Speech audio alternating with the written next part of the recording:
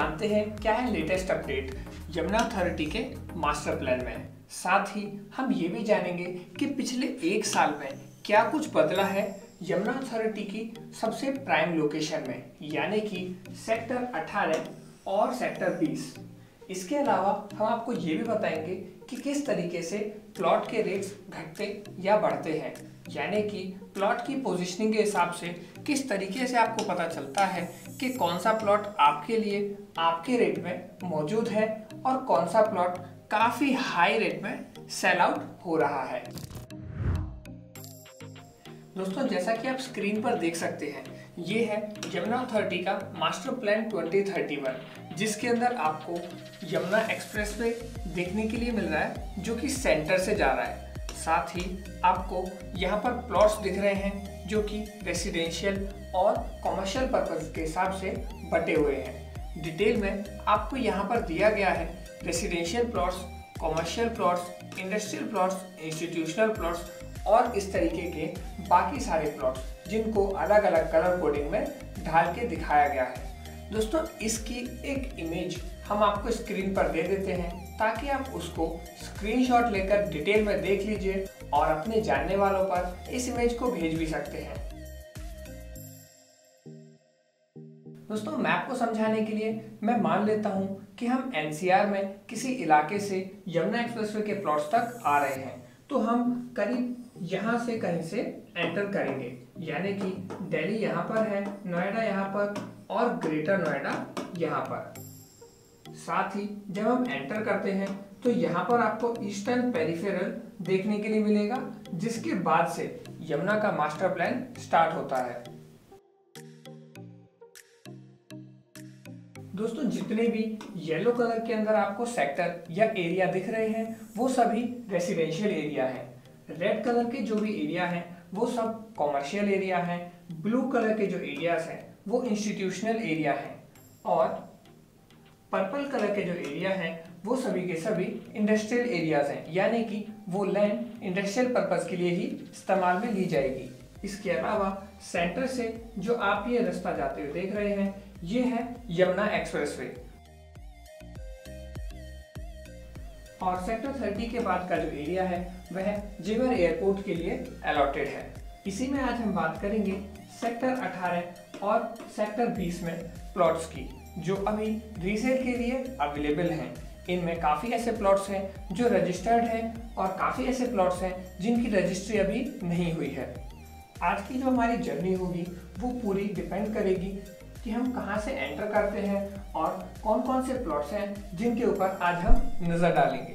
दोस्तों, मान लेते हैं हम यहां से एंटर करते हैं, यमुना एक्सप्रेसवे होते हुए यहां तक पहुंचते हैं और यहां से यमुना एक्सप्रेसवे से उतरकर एंटर करते हैं इस एरिया के अंदर। दोस्तों, यहाँ पर हम आज विजिट करेंगे सेक्टर 18 और सेक्टर 20। सबसे पहले हम सेक्टर 18 के अंदर जाके देखेंगे कि क्या स्टेटस है ऑलरेडी परचेस्ड प्लॉट्स का, और हाँ, जो प्लॉट्स बन रहे हैं हम उनको भी देखेंगे।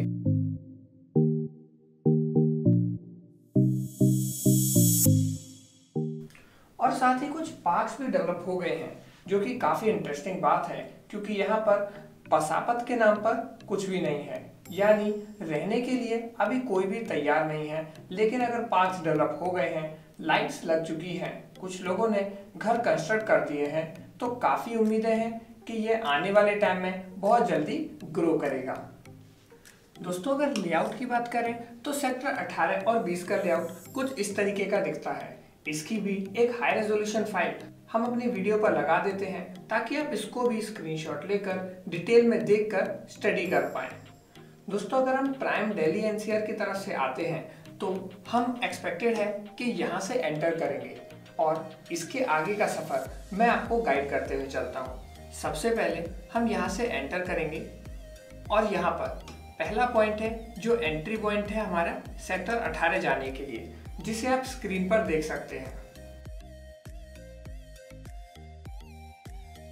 दोस्तों, ये पूरा एरिया है आपका सेक्टर 18 और ये सेंटर में जो रोड जा रही है ये डिवाइड करती है सेक्टर 18 और सेक्टर 20 को। दोस्तों, सेक्टर 18 और सेक्टर 20 यही तो ऐसे सेक्टर हैं जिनकी काफ़ी ज़्यादा चर्चा है। लेकिन ऐसा क्यों है? इसकी एक बड़ी वजह इन दोनों सेक्टर्स का यमुना एक्सप्रेसवे के सबसे नज़दीक होना है। साथ ही ये दो सेक्टर्स जेवर एयरपोर्ट के भी काफ़ी नज़दीक हैं। और हाँ, इनमें सभी सेक्टर्स एकदम ऑर्गेनाइज्ड हैं, यानी कि सबसे छोटा प्लॉट 300 मीटर से स्टार्ट होता है, यानी कि छोटे प्लॉट्स नहीं हैं, जिस वजह से भीड़ भाड़ कम होगी और स्टैंडर्ड ऑफ लिविंग आने वाले टाइम में काफ़ी ज़्यादा हाई होगा। इसके अलावा सेक्टर 18 की अगर हम बात करें तो सेक्टर 18 सबसे पहले डेवलप होने वाला सेक्टर भी है, क्योंकि अथॉरिटी ने इस पर सबसे पहले रोड निर्माण कार्य खत्म किया और स्ट्रीट लाइट और सीवर लाइन बिछाकर इसको रहने लायक सबसे पहले बनाया है। अथॉरिटी की मानसिकता तो हमें समझ में आ गई कि आप सबसे पहले एक एरिया को डेवलप कर दो ताकि लोग उस डेवलपमेंट को देख के आगे बढ़ें और रहने की शुरुआत करें, जिस पर लोगों ने काफ़ी हद तक अमल भी किया है। सेक्टर 18 में कई सारे ऐसे पार्ट्स हैं जिन्हें अथॉरिटी ने ऑलमोस्ट डेवलप कर दिया है, जिसकी अपडेट आप स्क्रीन पर देखिए।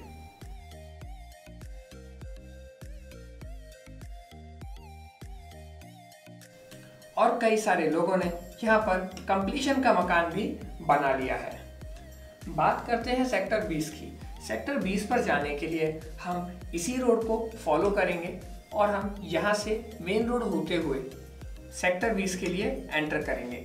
ये जो बीच का एरिया है ये है गौर यमुना सिटी, जिससे आप सभी अवगत भी हैं क्योंकि इस पर हमने पहले भी वीडियो बना चुकी है।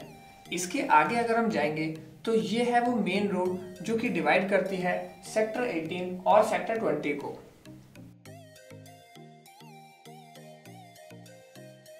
दोस्तों, ये सेंट्रल रोड 100 मीटर वाइड है, साथ ही इंटरनल रोड 45 मीटर वाइड है। और इसके अलावा सेक्टर 20 के अंदर न केवल 300 मीटर बल्कि 500 मीटर, 1000 मीटर और 4000 मीटर के भी प्लॉट्स हैं। तो सेक्टर 20 इस महीने में प्लॉट की वैरायटी में काफ़ी बड़ा है, लेकिन सेक्टर 20 के अंदर कंपैरेटिवली रेट्स थोड़े से कम हैं, क्योंकि बड़े प्लॉटों पर रेट एवरेज के मुताबिक थोड़ा सा सस्ता पड़ता है, लेकिन बड़े प्लॉट बड़े अमाउंट और बड़े ग्राहक को ही पसंद आते हैं। दोस्तों, अभी हम गौर यमुना सिटी के सामने से इस पॉइंट पर आकर खड़े हुए हैं, जहां पर आपको सामने की तरफ यमुना एक्सप्रेसवे जाते हुए दिख रहा है। साथ ही आपको सामने बोर्ड भी दिख रहा है जो कि यमुना अथॉरिटी के प्लॉट्स को दर्शाता है। इसके अलावा ये रोड सेंटर में जाने के बाद मिड पॉइंट में सेक्टर 18 और 20 की एक सेंट्रल रोड बन जाती है, जहां पर आप काफ़ी हाई मात्रा में प्लॉट्स देख सकते हैं। लेकिन प्लॉट और रोड के बीच में आपको ग्रीन बेल्ट भी देखने के लिए मिलेगी। तो काफ़ी अच्छे और काफ़ी फ्यूचरिस्टिक तरीके से अथॉरिटी ने इनको डिज़ाइन किया है कि अगर रश ज़्यादा भी होगा तो आपके लिए ब्रीदिंग स्पेस हमेशा अवेलेबल है। दोस्तों, यमुना अथॉरिटी के सभी सेक्टर्स, सभी पॉकेट्स के अंदर जो आपको प्लॉट का मैप दिखेगा वो लगभग इस तरीके का होगा, जहां पर आपको चारों तरफ रोड अवेलेबल है, सेंटर में पार्क अवेलेबल है और साइड में पार्क अवेलेबल है। यहाँ पर ज़्यादातर क्राउड को एक जगह इकट्ठा ना हो उसके लिए पार्क्स डिवाइड करके दिए गए हैं और रोड्स काफ़ी चौड़ी हैं। जैसा कि आप देख सकते हैं, ये 18 मीटर वाइड रोड है, जहाँ पर आराम से 4 गाड़ियाँ क्रॉस करना चाहें तो कर सकती हैं। तो ओवर क्राउडिंग की सिचुएशन से बचने के लिए ये तरीका अपनाया गया है। इसके अलावा यहाँ पर कॉमर्शियल एरिया भी साइड में दिया गया है, जहाँ पर हल्की फुल्की कॉमर्शियल एक्टिविटी हो सकती है। अब यहाँ पर 2 टर्म्स कॉइन होती हैं, जिन्हें हम कहते हैं जनरल प्लॉट और लोकेशन वाले प्लॉट। दोस्तों, दरअसल में जनरल प्लॉट कुछ नहीं बल्कि एक प्लॉट जो कि एक नॉर्मल लोकेशन पे है उसको कहा जाता है और इसके रेट्स सबसे ज़्यादा कम होते हैं। बात करें लोकेशन वाले प्लॉट की तो लोकेशन में भी 2 तरीके के प्लॉट्स होते हैं। पहला, जहाँ पर आप देखोगे कि आपके सामने पार्क है, और दूसरा जहाँ पर आप देखते हो कि आपका प्लॉट या तो कॉर्नर फेसिंग है या फिर बड़ी रोड पर है। इन दोनों ही सिचुएशंस में आपके लिए बेनिफिट हो जाता है लोकेशन का, तो इसीलिए इन्हें लोकेशन वाला प्लॉट बोलते हैं और इनके रेट्स जनरली हाई रहते हैं। एक एग्जाम्पल के तौर पे अगर मैं आपको समझाऊं तो ये जो प्लॉट है ये कॉर्नर का प्लॉट है और बड़ी रोड पर है, तो ये लोकेशन वाले प्लॉट्स में आएगा। और ये जो प्लॉट्स हैं जो ना ही किसी पार्क के सामने हैं, ना ही किसी बड़ी रोड पर हैं और ना ही कॉर्नर पर हैं, ये कंसिडर किए जाते हैं एज जनरल प्लॉट्स और इनके रेट्स दरअसल कम होते हैं। इसके अलावा रेट डिपेंड करते हैं कि आपके सेक्टर की लोकेशन क्या है और आपके पॉकेट की लोकेशन क्या है। जैसे कि ये जो सेक्टर्स हैं ये बाहर की तरफ हैं, इजी टू एक्सेस हैं, तो यहाँ पर आपको रेट्स इन जनरल हाई मिलेंगे। वर्सेस ये जो प्लॉट्स हैं जो काफ़ी पीछे हैं और इनको रीच करने के लिए या मेन रोड तक आने के लिए थोड़ा सा संघर्ष करना पड़ेगा, उनके रेट्स आमतौर पर कम रहते हैं।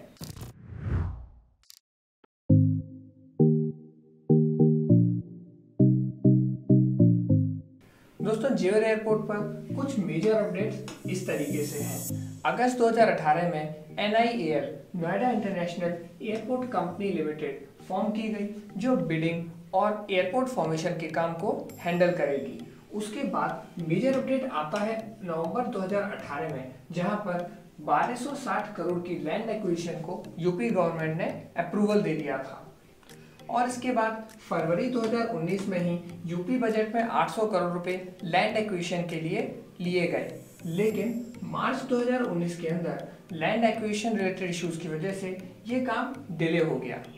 उसके बाद नेक्स्ट अपडेट अगेन नवंबर 2019 के अंदर आता है, जहां पर ज़ुरिच एयरपोर्ट 29 नवंबर 2019 को डेवलपमेंट का 40 साल तक रनिंग का काम अपने जिम्मे लेती है, यानी कि ज़ुरिच ने अपने अंडर कंस्ट्रक्शन और इसकी रनिंग का काम ले लिया।